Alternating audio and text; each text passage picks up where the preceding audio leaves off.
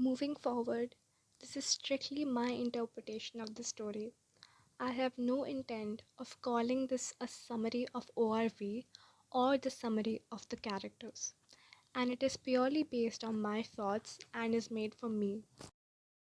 In Honkai Star Rail, the very first screen you see when you log in is a train in space. This train carries the very group we travel with across different planets in the universe. HSR in this way relies on these planets, each inspired by real life countries and civilizations, to build its world. But neither the planets nor HSR itself are the focus of this essay. Instead, I want to shed light on the train drifting in the vast expanse of space. Trains primarily serve as a means of transportation, carrying people from one place to another. They never dictate where you should go or when you should stop. Rather, they are simply a vehicle used by people all over the world for moving forward. In a way, you could say trains give you a sense of control over your life. They represent a space where the beginning meets the end. Just like a story, the subway has a final stop.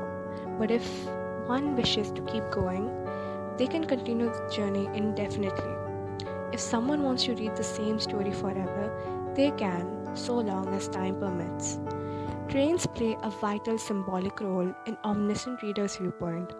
When I compared a story to the subway, I was actually referencing Sooyoung, the author duo of ORV, who addressed this very symbolism in an interview.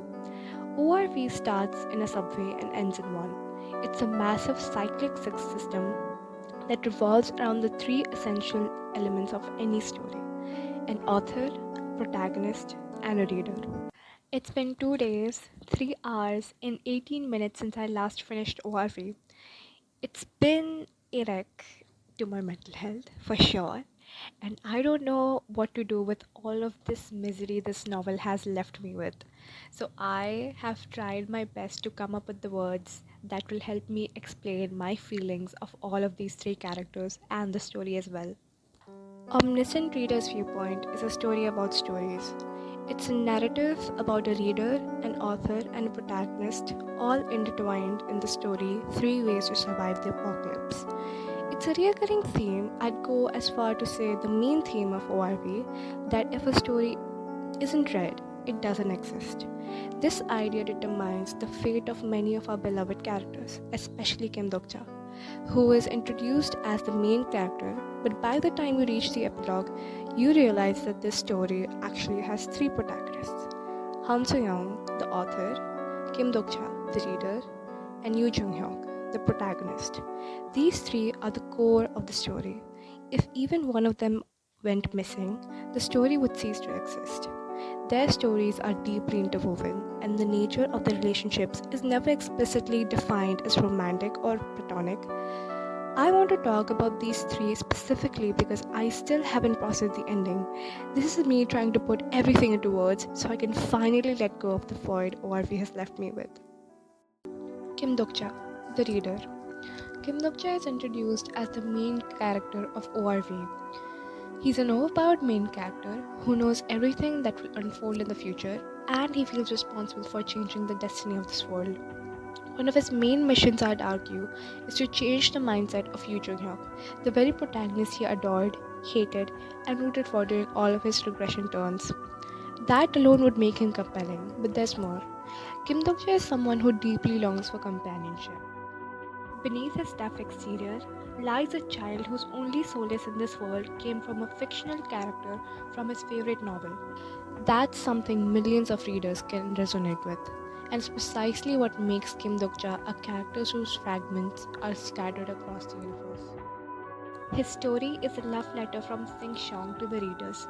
At its core, ORV cherishes its readers through Kim Dokja, a man who believed he was so irredeemable, yet found people who loved him anyway. In a way, ORV shouts while shaking your shoulders that no matter what you're going through, you will survive. You who are reading these words will survive. You will be cherished and you will not be alone by the end of it. But Kim Dokja's self-hatred isn't a fancy tool there to make him relatable. His self-hatred stems from his traumatic childhood.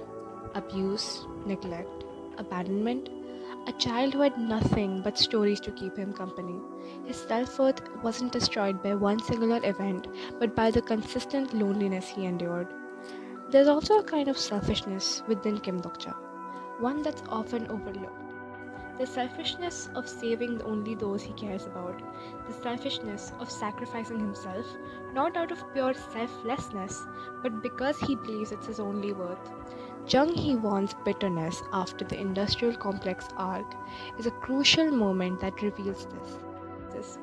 His self sacrificial tendencies hurt those around him more than they hurt himself.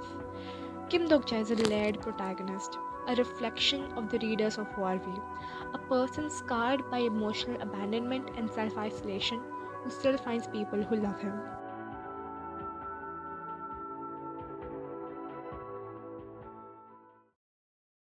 Yoo Joonghyuk, the protagonist.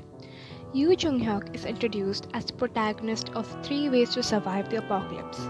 To Kim Dokja and to us, Yoo Joonghyuk is the embodiment of Twasa. He's been with Dokja through everything: bullying, adulthood, media frenzy, whatever phase of life comes to mind. Dokja describes him as someone he hated but admired at the same time. But in ORV, their relationship can be summed up in one word: companionship. Dokja's term, life and death companions, encapsulates the bond between them. His willingness to die for Joonghyuk and Joonghyuk's determination to keep living no matter how many regression turns it takes. But who exactly is Yoo Joonghyuk? I found myself asking this question over and over again. Around chapters 200 to 300, the story becomes deeply reliant on Dokja and Joonghyuk. Yet, Joonghyuk's characterization is filtered through Dokja's narrative. It's almost ironic that such a prominent character is still someone I only see through Dokja's eyes. If you ask me, Joonghyuk is someone who is stuck in the future, or rather stuck in a loop of searching for hope. To me, he is someone who is desperately clinging to the future, and that is the reason why all of his regressions up until 1863 have failed. It's funny how one of the major themes of ORV is the price of disassociation, and Yoo Jung-hyuk represents this masterfully. His constant mindset of being preoccupied by the future and not being attentive to his present is what led him to his misery. That is the reason why all of his regressions have failed or even ended in a glimpse. It's even more hilarious that out of everyone, it was Kim Dokja who made him realize and not fall into the trap of regression depression. But by far the major turning point of his story is when Yoo Chung-hyuk takes the form of a constellation and turns into secretive plotter after his 1863rd turn. The one who seeks his conclusion of his very story, the being whose very existence goes against the story, the being that does not exist in the world of Twasa. Secretive plotter is the original Yoo Jung-hyuk, but Yoo Jung-hyuk is Yoo Jung-hyuk. While disconnected film theory suggests that two beings who are inherently the same person can retain their memories at once, secretive plotter is still quite very different than the Yoo Jung-hyuk that we know. His ending being that of oldest dream hints that the story he lived and all of the suffering he went through, the one who caused him so much destruction, shows that his character, even after going through so much trauma, has great amount of empathy left. In a way, Secretive Plotter directly contradicts Yoo Chung-hyuk's ending, as he spent 2 years in fast pace trying to spread the story of ORV to all Dokja fragments around the universe. While Secretive Plotter got the ending he wished for, Yoo Jung-hyuk is still hopeless as he knows Dokja won't ever return. That even if Dokja comes back, the 1% of him will always be lost in space. Yoo Jung-hyuk faces a turn of events after Dokja goes into coma. He becomes a terrorist, leaving his sister behind because he cannot fathom a world without scenarios. The story of Yoo Jung-hyuk is not a cautionary tale or a story of a fallen hero. Rather, it presents us with someone who repeatedly goes through the same cycle of tragedies over and over again. He is a symbol of perseverance who fights relentlessly no matter the consequences.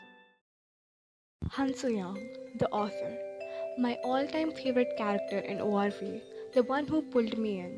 Han Soo-young is introduced as an author, and right away, Dokja dislikes her, believing she allegedly plagiarized his beloved novel.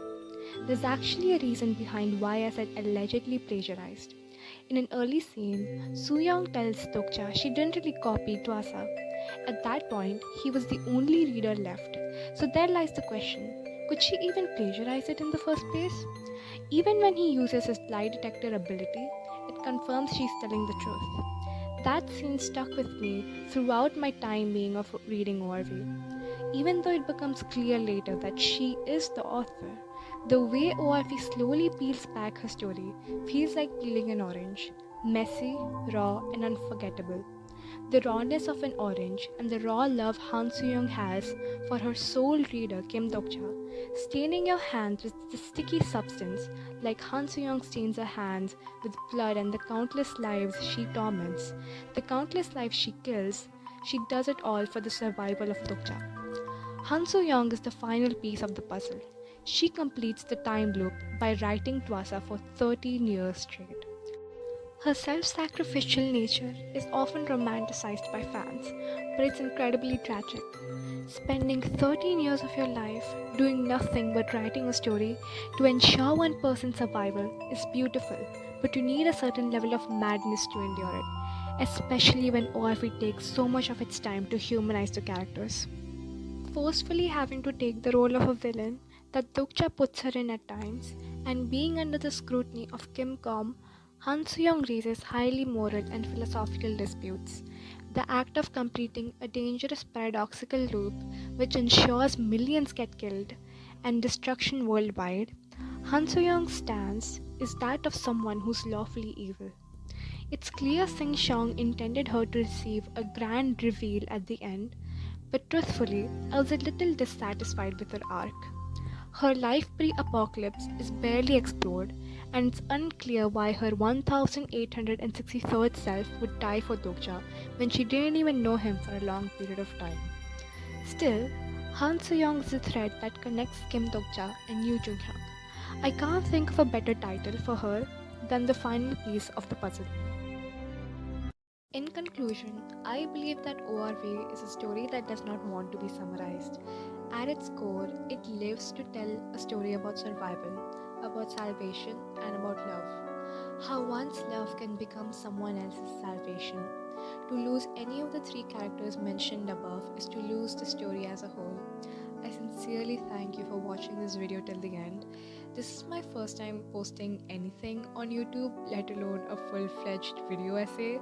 A part of me still believes that it could have been done better, but I just wanted to get it done as soon as possible since I'm working under a deadline. Hopefully this video is not my last one either, as I have had this dream for the last 4 to 5ish years, so it makes me quite happy that I'm finally fulfilling it.